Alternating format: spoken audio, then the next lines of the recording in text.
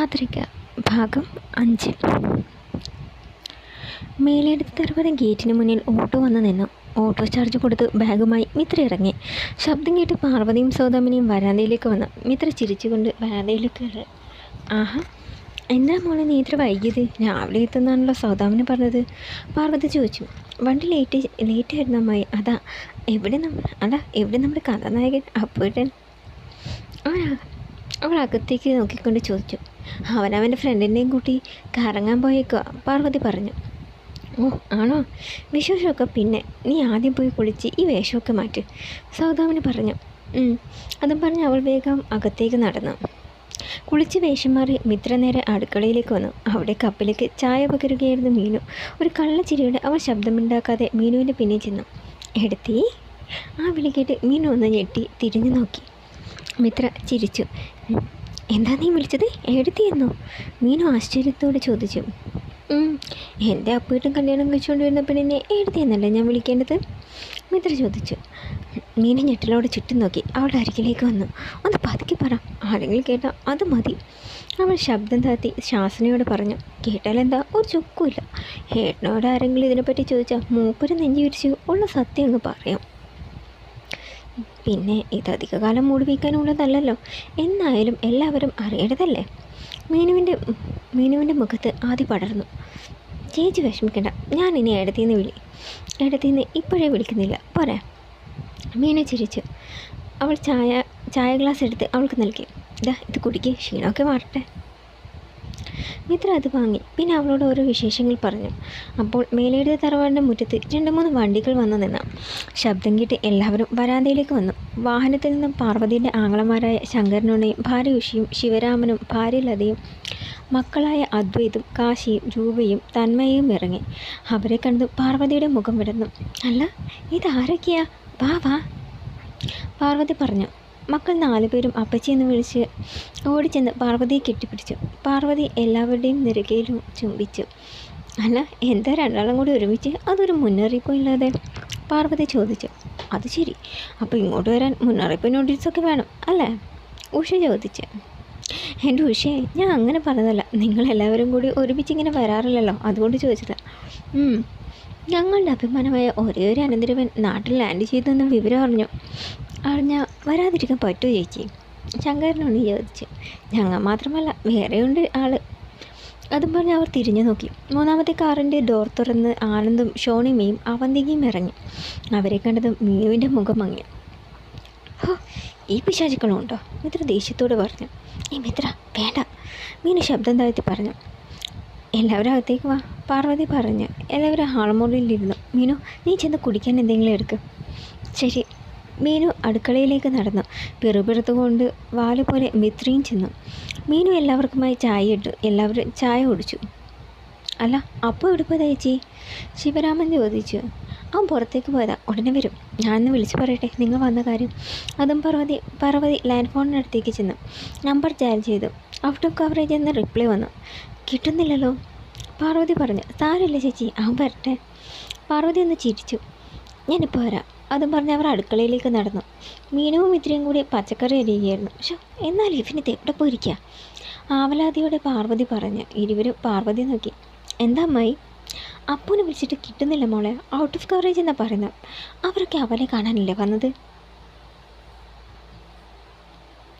പാർവതി വിഷമത്തോട് പറഞ്ഞു. Out of coverage ആണെങ്കിലേ സംശയിക്കേണ്ട, 2 പേരും അക്കരക്കാട്ടിൽ കാണും, മിത്ര പറഞ്ഞു. അത് ശരിയാ മോളെ, നീ ചെന്ന് അവനെ വിളിച്ചുകൊണ്ട് വാ, പാർവതി പറഞ്ഞത് കേട്ട് മിത്ര കണ്ണുമിച്ചു. അയ്യോ അമ്മായി, ഞാനിങ്ങ് വന്നു കയറിയതല്ലേ ഉള്ളൂ. പെട്ടെന്ന് അവൾക്കൊരു ഐഡിയ തോന്നി. മീന ചേച്ചിയില്ലേ, ചേച്ചി പോയി വിളിച്ചിട്ടുണ്ട് എന്നോളൂ. ആൾ പറഞ്ഞത് കേട്ട് മീന ഞെട്ടി. ഞാനോ? ആ ചേച്ചി എന്നെ എൻ്റെ സൈക്കിൾ എടുത്തോ? മീന പറഞ്ഞു. അതേതെല്ലാം നല്ലതാ, നീ വിളിച്ചാലേ അവൻ വരൂ, ഇല്ല അവിടെ തന്നെ കുറ്റിയടിച്ച് നിൽക്കും. മീനു ചെല്ലു മീനു, പാർവതി പറഞ്ഞു. അയ്യോ പാർവതി അമ്മ, അത് അവളെന്തോ പറയാമെന്തോ. മിത്ര വേഗം എഴുന്നേറ്റിരുന്നു. ഒന്നും പറയണ്ട, വേഗം എഴുന്നേറ്റ് നടന്നേ. മിത്ര അവളെ പിടിച്ച് എഴുന്നേൽപ്പിച്ച് പുറത്തേക്ക് നടന്നു. മീൻ അവളെ തുറച്ച് നോക്കി. നിനക്ക് ഞാൻ വച്ചിട്ടുണ്ടേ, അതുകൊള്ളാം. കാമുകനുമൊത്ത് സൊള്ളാൻ നല്ലൊരവസരം ഉണ്ടാക്കി തന്നിട്ട് എന്നോട് ഇത് തന്നെ പറയണം, അത് പൊടി. അതും പറഞ്ഞ് മീൻ സൈക്കിളിൽ കയറി ഓടിച്ചു പോയി. ഇട റോഡിലേക്ക് കയറി മീനു കുറച്ചുകൂടി മുന്നോട്ട് നീങ്ങി. അവിടെ അപ്പുവിൻ്റെ ബൈക്ക് നിർത്തിയിരിക്കുന്ന കണ്ടു. അപ്പോൾ ഇവിടെ തന്നെ ഉണ്ട് കക്ഷി. അവൾ സൈക്കിൾ നിർത്തി ഇറങ്ങി കാടിനുള്ളിലേക്ക് നടന്നു. അപ്പുട്ടാ, അവൾ ഉറക്കി വിളിച്ചു. നനയാതിരിക്കാൻ പാൻറ് കയറ്റി വെച്ച് പുഴയിലിറങ്ങി ഫോണിൽ ഫോട്ടോ എടുക്കുകയായിരുന്നു ഇരുവരും. വിളി കേട്ട് ഇരുവരെ ചുറ്റും നോക്കി. മീനുവിൻ്റെ ശബ്ദമാണല്ലോ, അതർ പറഞ്ഞു. അവൻ മുകളിലേക്ക് നോക്കി. അവിടെ മീനുവിനെ കണ്ടു. ഇവിടെ നിൽക്കായിരുന്നു. എത്രയും നേരമായി വിളിക്കുന്നു. അന്നേ വീട്ടിൽ വിരുന്നുകാരൊക്കെ വന്നിട്ടുണ്ട്, വേഗം വരാൻ പറഞ്ഞു പാർവതിയമ്മ. അതും പറഞ്ഞ് അവൾ വേഗം തിരിഞ്ഞു നിന്ന്. ഈ മീനു അവിടെ നിൽക്കി. അവൾ പകച്ചുകൊണ്ട് നിന്നു. എന്തോ ഒരു ഭീതി അവളുടെ മുഖത്ത് തെളിഞ്ഞു. അതർ വേഗം മുകളിലേക്ക് കയറി അവളുടെ അരികിലേക്ക് വന്നു. ദേ നീ വന്നേ, നമുക്ക് ആ പുഴയിൽ നിന്ന് 2 ഫോട്ടോ എടുക്കാം. അവൻ അവളുടെ കൈ പിടിച്ചു. അവൾ വേഗം കൈ പിടിച്ചു. ഇല്ല, ഞാനില്ല. ഭീതിയുടെ അവൾ നടക്കാനൊരുക്കും. ഈ മീനും, അങ്ങനെ ഞാൻ നിന്നെ വിടില്ല. ഇന്ന് നിന്നെ പുഴയിൽ ഇറക്കിയിട്ടേ ഉള്ളൂ. അന്നേ അവൻ അവളുടെ കൈ പിടിച്ചു. വേണ്ട പോയിട്ട്, എനിക്ക് പേടിയാ. അവൻ കുട്ടികളെ പോലെ ഭയന്ന് കരഞ്ഞുകൊണ്ട് പറഞ്ഞു. ഇത് കണ്ട് അലക്സ് നമ്പരുന്നു. എന്താ മീനു ഇത്? അതിനിവിടെ ഒഴുക്കൊന്നുമില്ലല്ലോ. അലക്സ് പറഞ്ഞു. വേണ്ട, എനിക്ക് വയ്യ. അത് പറഞ്ഞ് അവൾ തിരിഞ്ഞോടവേ കാല് വള്ളിയിൽ തട്ടി അവൾ കമന്നടിച്ച് വീണു. അതറിഞ്ഞിട്ട് മീനു. അവൻ ഓടിച്ചെന്ന് അവളെ പിടിച്ച് തിരിച്ചു വരുത്തി. മീനു, മീനു. അവൻ അങ്കലാപ്പോലെ അവളുടെ കവിളിൽ തട്ടി വിളിച്ചു. അവൾ പക്ഷെ കണ്ണു തുറന്നില്ല. ഇത് കണ്ട് അലക്സ് വേഗം ഒരു പ്ലാസ്റ്റിക് ബോട്ടിൽ വെള്ളം കോരി അവിടേക്ക് വന്നു. അലക്സ്, എൻ്റെ മീനു കണ്ണു തുറക്കുന്നില്ല. കരഞ്ഞുകൊണ്ട് അവൻ പറഞ്ഞു. അലക്സ് ബോട്ടിൽ അവൻ നോക്കി. നീ വെള്ളം തളിച്ചു നോക്ക്. അവൻ വെള്ളം തളിച്ചതും അവൻ പതിയെ കണ്ണു തുറന്നു. അതർവിന് ആശ്വാസമായി.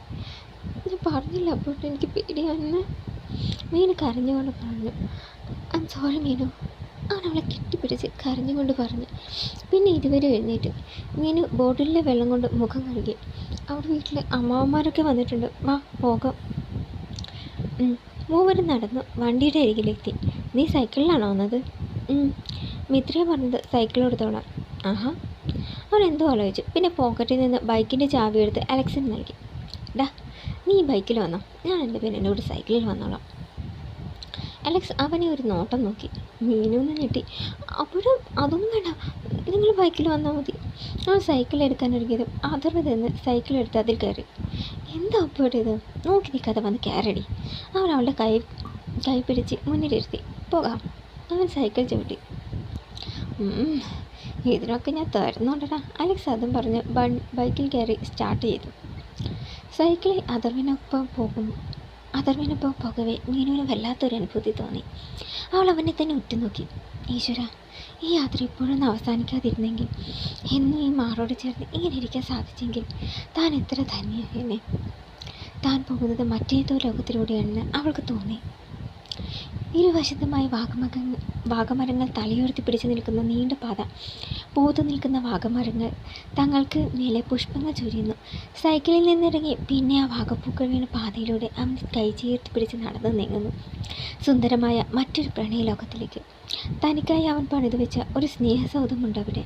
വർണ്ണച്ചിറകളുള്ള ഒരു മാന്ത്രിക തേര് അവരുടെ മുന്നിൽ വന്ന് നിൽക്കവേ അവൻ്റെ കൈ പിടിച്ച് ആ തേരിലേറി അവനെ മാറിൽ തലചായ്ച്ച് ഒരു സ്വപ്നത്തിലേക്ക് അവൻ വഴുതി വീഴവേ അവനെയും വഹിച്ച് ആ തേര് മുകളിലേക്ക് പറന്നുയർന്നു. ഹലോ മാഡം, എന്താ നീ എന്നെ ഇങ്ങനെ നോക്കുന്നത്? ചോദ്യം കേട്ട് ചിന്തയിൽ നിന്ന് ഉണർന്നപ്പോഴാണ് അവൾക്ക് സ്ഥലകാല ബോധം വന്നത്. അവൾ ചുറ്റും നോക്കി. അയ്യോ, വീടെത്താറായോ, ഒന്ന് നിർത്തിക്കേ, അവൻ പറഞ്ഞു. അവൻ സൈക്കിൾ നിർത്തിയതും അവൾ ചാടി ഇറങ്ങി. മതി, ഇറങ്ങിക്കേ, ഇനി കൂട്ടുകാരൻ്റെ കൂടെ ബൈക്കിൽ വന്നാൽ മതി. അവൾ അവനെ പിടിച്ചിറക്കി. എടി, ഒന്നും പറയണ്ട, അവിടെ അമ്മാവന്മാർ മാത്രമല്ല വല്യങ്ങുന്നൊരു കൂട്ടുകാരനല്ലേ ആനന്ദ് സാറും. അവരും ഭാര്യയും മോളും ഒക്കെ വന്നിരിക്കാം. ഈ കാഴ്ച എങ്ങനെ കണ്ട എൻ്റെ ജീവനോട് കത്തിക്കും എല്ലാവരും കൂടി. അവൾ പറഞ്ഞത് കേട്ട് അവൻ മുഖം തിരിച്ചു നോക്കി. അവരൊക്കെ വന്നിട്ടുണ്ടോ? എന്തിന്? എനിക്കറിയില്ല, വേഗം വരാൻ നോക്ക്, ഞാൻ പോകണം. അതും പറഞ്ഞ് അവൻ സൈക്കിൾ ഓടിച്ചു പോയി. അത്രയും എന്തോ ആലോചിച്ച് സംശയത്തോടെ അവിടെ തന്നെ നിന്നു. അലക്സ് ബൈക്ക് അവൻ്റെ മുന്നിൽ കൊണ്ട് നിർത്തി. ഹലോ സാർ, എന്തോ പറ്റി? പെരുവഴിയിൽ നിന്ന് എന്താ ആലോചന? നീ വന്നോ? ഒന്നുമില്ലടാ. ആണെന്തെങ്കിലും ഭാര്യയും മകളൊക്കെ വന്നിട്ടുണ്ട് അത്ര. എന്താണോ അവരുടെ വരവിൻ്റെ ഉദ്ദേശം? അവൻ സംശയത്തോട് ചോദിച്ചു. വേറെ എന്ത്, നീ തന്നെ അവരുടെ ലക്ഷ്യം, അലക്സ് ചിരിച്ചുകൊണ്ട് പറഞ്ഞു. അവരുടെ നമ്പരെന്ന് അവളെ നോക്കി. ഞാനോ? യെസ്, ഞാൻ കണ്ടപ്പോഴും പറഞ്ഞില്ലേ അവന്തിക്ക് നിന്നൊരു കണ്ണുണ്ടെന്ന്. മിക്കവാറും ഇതിലൊരു തീരുമാനം ഉണ്ടാക്കാനാവും അവരുടെ വരവ്. ഏതായാലും നീ പെട്ടതല്ലേ. അത് കേട്ടതും അവൻ്റെ മുഖം ചുവന്നു. അത് അവർ മാത്രം തീരുമാനിച്ച പോരല്ല. എൻ്റെ മീനുവിനല്ലാതെ എൻ്റെ ജീവിതത്തിൽ മറ്റൊരു പെണ്ണില്ല. വേറെ ഒരുത്തിയും ഞാൻ വിവാഹം കഴിക്കില്ല. അത് മോഹിച്ച ഒരാളും മേലയുടെ തറവാണ്ട പടി കടന്ന് വരാൻ സമ്മതിക്കില്ല ഞാൻ. അവൻ ആവേശത്തോടെ പറഞ്ഞു. ഏതായാലും നീ വണ്ടി എടുക്ക്, വീട്ടിലേക്കല്ല. അവൻ വണ്ടിയിൽ കയറി. അലക്സ് ബൈക്ക് സ്റ്റാർട്ട് ചെയ്തു. ബൈക്കിൻ്റെ ശബ്ദം കേട്ട് എല്ലാവരും വരാന്തയിലേക്ക് വന്നു. അഥർവിനെ കണ്ടതും കസിൻസ് എല്ലാം ചെന്ന് അവനെ കെട്ടിപ്പിടിച്ചു. അവരോടൊപ്പം അവൻ അകത്തേക്ക് പോയി. ആളുകളുണ്ടായതിനാൽ മീനുവിന് പനി തന്നെയായിരുന്നു. എല്ലാം ഒരുക്കി അടുക്കള വൃത്തിയാക്കി മീനു പോകാനിറങ്ങി. വരാന്തയിൽ അവന്തികയും അദ്വൈതും കാശിയും രൂപയും തന്മയും എല്ലാവരും കൂടി ഇരുന്ന് ചീട്ട് കളിക്കുകയായിരുന്നു. മീനുവിനെ കണ്ടതും അവന്തിക അവളെ വിളിച്ചു. ഏയ്, ഇവിടെ വന്നേ. മീനു ഒരു നിമിഷം നിന്നു. പതിയെ അവരുടെ അരികിലേക്ക് ചെന്നു. നീ ഇതെവിടെ പോവുകയാണ്? അവന്തിക്ക് ചോദിച്ചു. അത് ഞാൻ വീട്ടിലേക്ക് പോവുകയാണ്. നീ പോയി ഞങ്ങൾക്ക് കുടിക്കാൻ ഓരോ കപ്പ് കോഫി ഉണ്ടാക്കി കൊണ്ടുപോവാ, അവന്തിക്ക് ആജ്ഞാസ്വരത്തിൽ പറഞ്ഞു. അത് ഞാനിപ്പോൾ തന്നെ വൈകി, വീട്ടിൽ ചേച്ചി തനിച്ചുള്ളൂ. അത് കേട്ടതും അവന്തിക അവളെ രൂക്ഷമായെന്ന് നോക്കി. അതിനെന്താ, നീ ചെന്നില്ലേ നിന്റെ ചേച്ചി ആരും പിടിച്ചുകൊണ്ട് പോവുകയൊന്നുമില്ലല്ലോ, അവൾ ദേഷ്യത്തോട് ചോദിച്ചു. അത് കേട്ട് മീനുവിനും കോപം വന്നു. അവൾ രോഷം കടിച്ചമർത്തി. ഇതും കേട്ടുകൊണ്ട് മിത്ര അവിടേക്ക് വന്നു. അവൾക്കും ദേഷ്യം വന്നു. എന്താ ചേച്ചി ഇവിടെ പ്രശ്നം? ഒന്നുമില്ല അത്ര. ഒന്നുമില്ലാതില്ല. ഞാനൊരു കോഫി ഉണ്ടാക്കി തരാൻ പറഞ്ഞിട്ട് ഇവക്ക് പറ്റില്ല അത്ര. വേലക്കാരിയുടെ സ്ഥാനത്ത് നിൽക്കണം. മാസം ശമ്പളം തരുന്നത് പറയുന്ന പോലെ അനുസരിക്കണം, അല്ലാതെ നിനക്ക് തോന്നിയ പോലെ ചെയ്യാനല്ല. മീനു ചേച്ചി അങ്ങനെ ഇവിടുത്തെ വേലക്കാരിയല്ല. അങ്ങനെയാണെന്നൊരു തെറ്റിദ്ധാരണ ഉണ്ടെങ്കിൽ അതങ്ങ് തിരുത്തിയേക്ക്, മിത്ര ദേഷ്യത്തോടെ പറഞ്ഞു. പിന്നെ തിരിഞ്ഞ് മീനുവിനെ നോക്കി. ചേച്ചി പോയിക്കും, ഇനി നിന്ന് വായിക്കും, മിത്ര പറഞ്ഞു. സാരമില്ലോളെ, ഞാൻ കോഫി ഉണ്ടാക്കി കൊടുത്തിട്ട് പൊയ്ക്കോളാം. അതും പറഞ്ഞ് മീനു തിരിഞ്ഞ് അടുക്കളയിലേക്ക് നടന്നു. അവന്തിക അഹങ്കാരത്തോടെ അവിടെ ഇരുന്നു. മിത്ര അവളെ തുറച്ചു നോക്കി. അധികം നിലക്കളിക്കണ്ടടി, നിനക്ക് ഞാൻ വച്ചിട്ടുണ്ട്, അതും മനസ്സിൽ പറഞ്ഞു മിത്ര അകത്തേക്ക് നടന്നു. മീനു അടുക്കളയിൽ ചെന്ന് എല്ലാവർക്കുമുള്ള കോഫി ഉണ്ടാക്കിക്കൊണ്ട് വന്നു. ചീട്ടിലേക്ക് നോക്കി കോഫി എടുക്കവേ അവന്തികയുടെ കൈ തട്ടി കോഫി അവളുടെ ദേഹത്തേക്ക് മറിഞ്ഞു. ഓ ഷീറ്റ്! അവൾ ചാടി എഴുന്നേറ്റ് ഡ്രസ്സ് കുറഞ്ഞു. ഇവിടെ നോക്കിയാടി സെർവ് ചെയ്യുന്നത്? അവന്തിക ക്രോധത്തോടെ ചോദിച്ചു. അത് അവന്തികയല്ലേ, ശ്രദ്ധയില്ലാതെ? വാട്ട്, അവന്തികയോ? എൻ്റെ പേര് വിളിക്കാൻ നീ ആരടി? Bloody country fellows. കുറച്ചുകൂടി മാന്യം സംസാരിച്ചാൽ കൊള്ളാം. അത് കേട്ട് അവന്തികയുടെ മുഖം ചുവന്നു. ചീ, എന്നെ മാന്യത പഠിപ്പിക്കാൻ നീ ആരടി? കണ്ടവരുടെ എച്ചിരി തിന്നുന്നവളെ. അതും പറഞ്ഞ് അവന്തിക അവളുടെ കരണത്തെ അടിക്കാൻ ഒരുങ്ങിയതും അവളുടെ കയ്യിലൊരു പിടി വീണു.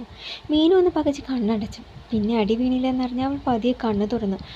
കാഴ്ച കണ്ട് അവളും ഒന്ന് ഞെട്ടി. അവന്തിയുടെ കയ്യിൽ മുറുകെ പിടിച്ചിരിക്കുകയാണ് അഥർവ്. അവൻ്റെ കണ്ണുകളിൽ നിന്ന് തീയാളുന്നത് മീനു കണ്ടു. മിത്ര ഒന്ന് ഭയന്നു. ഈശ്വരാ, ഇന്നിവിടെ ഒരു കലഹ ഉറപ്പാണ്, മിത്ര പറഞ്ഞു. അവന്തികയ്ക്ക് കൈ വേദനിക്കുന്നുണ്ടായിരുന്നു. അത് എന്ത് വീട്, എനിക്ക് വേദനിക്കുന്നു, അവൻ നീറ്റിലൂടെ പറഞ്ഞു. ഇതേ വേദന തന്നെയായിരിക്കും ഒരാളെ അടിച്ചാലും അവർക്കുണ്ടാവുന്നത്. അതും പറഞ്ഞ് അവൻ പിടിവിട്ടു. അവൻ വേദനയോടെ കൈ തടവി. അത് ഇവൾ ചെയ്തത് നീ കണ്ടില്ലേ? കണ്ടു, നടന്നതെല്ലാം ഞാൻ കണ്ടു. അസത്തമായി കോഫി എടുത്തത് നീയാ. അതിൻ്റെ പേരിൽ മീനുവിനോട് നീ ചാടിക്കളിക്കണ്ട. തെറ്റ് ചെയ്തത് നീയാ. അതുകൊണ്ട് say sorry to Meenu. Avanthika ഞെട്ടിത്തെറിച്ച് അവളെ നോക്കി. വാട്ട്, ഞാനൊരു സെർവന്റിനോട് മാപ്പ് പറയണോ? നോ, നെവർ, അവന്തിക തറപ്പിച്ച് പറഞ്ഞു. അത് കേട്ട് അഥർവിന് ദേഷ്യം വന്നു. അവൻ കോപത്തോടെ അവരെല്ലാം കളിച്ചുകൊണ്ടിരുന്ന ടേബിൾ ഉയർത്തി മറിച്ചിട്ടു. എല്ലാവരും ഞെട്ടലോടെ എഴുന്നേറ്റ്. ബഹളം കേട്ട് മറ്റുള്ളവർ അവിടെ എത്തി. എന്താ അപ്പോൾ പ്രശ്നം? പാർവതി ചോദിച്ചു. പ്രശ്നം എന്താണെന്നൊക്കെ ഉണ്ടാക്കിയ ആൾക്കറിയാം.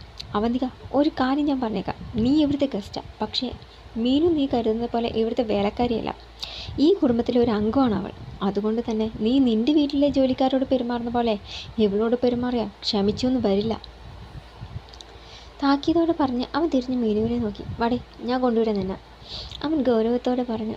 വേണ്ട, ഞാൻ അത്രയും പറഞ്ഞപ്പോഴും അവൻ്റെ കൂർത്ത നോട്ടം കൊണ്ട് ബാക്കി അവൾ വിഴുങ്ങി. മറ്റൊന്നും മിണ്ടാതെ അവന് പിന്നാലെ ചെന്നു. അവന്തിക്കൊക്കെ ദേഷ്യവും സങ്കടവും വന്നു. പാർവതിയും ഷോണിയും അവളുടെ അരികിലേക്ക് വന്നു. നീ മീനുവിനെ ഉപദ്രവിച്ച മോളെ? പാർവതി ചോദിച്ചു. അത് അവളെൻ്റെ പേര് വിളിച്ചപ്പോൾ എനിക്ക് ദേഷ്യം വന്നു, അവളെ അടിക്കാനങ്ങനെ. ചുമ്മാതല്ല അവൻ കോപം കൊണ്ട് വരച്ചത്, കൊച്ചായതുകൊണ്ട്. ഇല്ലെങ്കിൽ ഇവിടെ ഒരു ഭൂകമ്പം തന്നെ നടന്നേനെ, സൗദാമിനി പറഞ്ഞു. അവന്തിക മനസ്സിലാവാതെ അവരെ നോക്കി. ഒരു സെർവൻറ്റിനോട് ഇതിനാ അതിന് ഇത്ര താല്പര്യം? ഷോണിമ ചോദിച്ചു. അതങ്ങനെയാ സൗദാമിനി, പാറു ശാസിനിയോട് വിളിച്ചു. സൗദാമിനി വായടിച്ചു. നിങ്ങൾ വിചാരിക്കുന്ന പോലെയൊന്നല്ല. മീനുവിന് അവന് ഭയങ്കര ഇഷ്ടമാണ്. നല്ല കുട്ടിയാവൾ. മാത്രമല്ല ചെറുപ്പത്തിലൊരിക്കൽ അവൻ്റെ ജീവൻ രക്ഷിച്ചത് അവളാണ്. അതുകൊണ്ടുള്ള സ്നേഹമാണ്, പാർവതി പറഞ്ഞു. അവിടെ നിന്ന് അലക്സ് ഇതൊക്കെ കേൾക്കുന്നുണ്ടായിരുന്നു. ഓ, അപ്പം അങ്ങനെയാണ് ആ പ്രണയുടെ കഥയുടെ തുടക്കം. അതൊന്നറിയണമല്ലോ. അവൻ പറട്ടെ. അതും പറഞ്ഞ് അലക്സ് തിരിഞ്ഞു നടന്നു. കോണിപ്പടി കയറി മുകളിലെത്തിയതും ഫോണും നോക്കിക്കൊണ്ട് വരികയായിരുന്ന മിത്രയുമായി കൂട്ടിമുട്ടി. ഇരുവരും നിലത്ത് വീണു. ഇവിടെ നോക്കിയാണോ നടക്കുന്നത്? നെറ്റി നടന്നുകൊണ്ട് അവൾ ചോദിച്ചു. തൻ്റെ മുഖത്തെന്താ കണ്ണില്ലായിരുന്നോ? അവനും വിട്ടുകൊടുത്തില്ല. അവൾ അവനെ തുറച്ചു നോക്കി. ദേ, അപ്പോഴത്തെ കൂട്ടുകാരനായി പോയി ഇല്ലേണ്ടല്ലോ. ഇല്ല, നീ എന്ത് ചെയ്യും? അവൾ ദേഷ്യത്തോടെ കഴിച്ചെടുത്ത് പല്ലി ഞെരിച്ച്. പിന്നെ വേഗം നിലത്ത് കഴിഞ്ഞ് ഫോൺ എടുത്ത് നോക്കി. ഭാഗ്യം, ഫോൺ പൊട്ടിയില്ല. അലക്സ് ചിരിച്ചുകൊണ്ട് എഴുന്നേറ്റു. പിന്നെ അവൾക്ക് നേരെ കൈ നീട്ടി. അവൾ അവനെ ഒന്ന് നോക്കി. അയ്യടാ, എനിക്ക് തൻ്റെ സഹായമൊന്നും വേണ്ട. അതും പറഞ്ഞ് എഴുന്നേറ്റ് അവൾ കോണിപ്പടി ഇറങ്ങിപ്പോയി. അവൻ അവളെ തന്നെ നോക്കി അവിടെ തന്നെ നിന്നു. വണ്ടി ഓടിക്കുമ്പോഴും അവൻ നല്ല ദേഷ്യത്തിലായിരുന്നു. മീനുവിന് വല്ലാത്തൊരു അസ്വസ്ഥത തോന്നി. ഇടയ്ക്കിടെ അവൾ മിററിലൂടെ അവൻ്റെ മുഖഭാവം ശ്രദ്ധിച്ചു. അപ്പോഴാ അവൾ വിക്കി വിളിച്ചു. അവൻ പക്ഷേ ഒന്നും വേണ്ടിയില്ല. അപ്പോഴാ വണ്ടി നിർത്തിയില്ലേ, ഞാനിപ്പോൾ ചാടും. അവൾ ചാടാനൊരുങ്ങി. ഡി, വേണ്ടത് പണിക്ക് ഇരിക്കണ്ട എന്ന വണ്ടി എടുത്തു. അവൻ ഓരത്തായി വണ്ടി നിർത്തി. അവൾ വണ്ടിയിൽ നിന്ന് ഇറങ്ങി. എന്ത് പണി അപ്പോഴത്തെ കാണിച്ചത്? എന്തിനാ ചുമ്മാ അവന്തിയോട് വഴക്കടിക്കാൻ പോയത്? പിന്നെ നിന്നെ തല്ലുന്നത് കയ്യും കെട്ടി ഞാൻ നോക്കി നിൽക്കണമായിരുന്നോ? എൻ്റെ കൺമുന്നിലിട്ട് എൻ്റെ പെണ്ണിന് നേരെ ഒരു ചെറുവിരൽ ഉയർത്തിയാൽ മതി. വച്ചേക്കില്ല ഞാൻ. അവനൊരു മാത്രം നിർത്തി. അല്ല, അതൊക്കെ പോട്ട്. അവൾ അത്രയും പറഞ്ഞപ്പോൾ നീ എന്താ മൂങ്ങിയ പോലെ എല്ലാം കേട്ടോണ്ട് നിന്നത്? മറ്റങ്ങനെയല്ലായിരുന്നല്ലോ. 2 പറഞ്ഞാൽ 4 തിരിച്ചു പറയുന്നവളല്ലേ നീ. ഇപ്പം എന്ത് പറ്റി? നാക്ക് പണയം വെച്ചോ? അവൾ മുഖം കുടിച്ച് നിന്നു. മീനു, എന്താടി ഇത്? നീ ഇപ്പം എൻ്റെ പഴയ മീനുവേ അല്ല. ആ പഴയ ധൈര്യവും തൻ്റെ ഒക്കെ എവിടെ പോയി? അവൾ നീങ്ങി. അവൻ അവളുടെ മുഖം പിടിച്ചെടുത്തി. കണ്ണുകൾ കലങ്ങിയിരിക്കുന്നു. അത് കണ്ട് അവൻ്റെ ഉള്ളം നേറി. മീനു, അവൾ പതിയെ തിരിഞ്ഞു നിന്നു. എനിക്കറിയില്ല അപ്പോട്ടെ, എനിക്ക് വയ്യ ഒന്നിനും. മനസ്സും ശരീരവും ഒരുപോലെ തളരുകയാണ്. അവൻ അവളുടെ അരികിൽ ചെന്ന് തനിക്ക് നേരെ നിർത്തി തോളിൽ കൈവച്ചു. എന്തിനാ മീനു ഈ ആദി? ഞാനില്ലേ നിനക്ക്? ഇല്ല അപ്പോട്ട, എല്ലാ കാലവും അപ്പോട്ടിന് എൻ്റെ കൂടെ നിൽക്കാനാവില്ല. നാളെ ഈ വിവരം വീട്ടുകാരറിഞ്ഞാൽ എന്താ ഉണ്ടാവുകയെന്ന് അപ്പോട്ടിന് നല്ല നിശ്ചയമുണ്ടല്ലോ. അവരെ നമ്മളെ ഒന്ന് ജീവിക്കാൻ സമ്മതിക്കുന്നു തോന്നുന്നുണ്ടോ? ഇല്ല. മേലെടുത്ത് തറവാട്ടിലെ അതൊരു പ്രഭാകരൻ എവിടെ കിടക്കുന്നു? പാവപ്പെട്ട ഈ വേലക്കാരി എവിടെ കിടക്കുന്നു? ജാതീയതയുടെ മതിൽക്കെട്ടുകൾ നമ്മളെ തമ്മിൽ അകറ്റുകയുള്ളൂ. സ്നേഹിക്കുന്നവരെ വേദനിപ്പിച്ചിട്ട് അവരുടെ ശാപം വാങ്ങി നമുക്ക് സ്വസ്ഥമായി ജീവിക്കാൻ പറ്റുമെന്ന് അവരിന് തോന്നുന്നുണ്ടോ? അതുകൊണ്ടെല്ലാം മതി, നിർത്ത്. അവൻ ദേഷ്യത്തോടെ പറഞ്ഞു. ഈ വിഷയം മുൻപ് നീ പറഞ്ഞിട്ടുണ്ട്. അന്നൊക്കെ അതിനുള്ള മറുപടിയും ഞാൻ തന്നിട്ടുണ്ട്. ഒരു ഉന്നത കുലത്തിൽ ജനിച്ചത് എൻ്റെയോ കീഴാള കുടുംബത്തിൽ ജനിച്ചത് നിൻ്റെയോ തെറ്റല്ല. ജാതിയും മതവും മനുഷ്യനുണ്ടാക്കിയതാണ്. ഞാൻ അതിലൊന്നും വിശ്വസിക്കുന്നില്ല. എന്നെ സംബന്ധിച്ച് ഒരേ ഒരു ജാതിയുള്ളൂ, മനുഷ്യജാതി. ഞാനൊരു നേവൽ ഓഫീസറാണ്, ഈ രാജ്യത്തിൻ്റെ കാവൽക്കാരൻ. പല നാടുകളിലും സഞ്ചരിച്ചിട്ടുണ്ട്, പലരെയും കണ്ടിട്ടുണ്ട്. വിശക്കുമ്പോഴും ദാഹിക്കുമ്പോഴും പലരുടെയും കയ്യിൽ നിന്ന് വെള്ളവും ഭക്ഷണവും വാങ്ങി കഴിച്ചിട്ടുണ്ട്. അവരോടൊന്നും ജാതിയും മതവും ഞാൻ ചോദിച്ചിട്ടില്ല. നിനക്ക് എന്നെ സ്നേഹിക്കാനുള്ളൊരു മനസ്സുണ്ട്. എനിക്കത് മതി മീനു, വേറെ ഒന്നും വേണ്ട. അവൻ അവളുടെ കണ്ണുകൾ തുടച്ചു. ദേ, നീ കരയുന്നത് എനിക്ക് സഹിക്കില്ല. അതുകൊണ്ട് നീ മിഴികൾ ഒരിക്കലും നിറയരുത്. നീ എൻ്റെ പഴയ മീനാവണം. ആ ധൈര്യവും തൻ്റെ ഉള്ള ആ പഴയ മിഥില. മലവെള്ളം കുത്തി ഒലിച്ചൊഴുകുന്ന കണ്ണാടിപ്പുഴ നീന്തി കടന്നവളല്ലേ നീ. ആ ധൈര്യം നീ കാണിക്കണം. ആര് വേണമെങ്കിലും എതിർത്തോട്ടെ, എനിക്ക് പ്രശ്നമില്ല. ഞാനുണ്ട് നിൻ്റെ ഒപ്പം, ജീവിക്കാനാണേലും മരിക്കാനാണേലും ഒന്നിച്ച്. അവളുടെ കൈ പിടിച്ചുകൊണ്ട് അവൻ പറഞ്ഞു. അവൾ പതിയെ പുഞ്ചിരിച്ചു. പെട്ടെന്ന് ഇടിമുഴുകി. മീനൊന്നും ഞെട്ടി ആകാശത്തേക്ക് നോക്കി. അയ്യോ, മഴ വരുന്നുണ്ട്. നീ കയറ്, ഞാൻ വീട്ടിൽ കൊണ്ടുവിടാം. ഇരുവരും വണ്ടിയിൽ കയറി. തുടരും.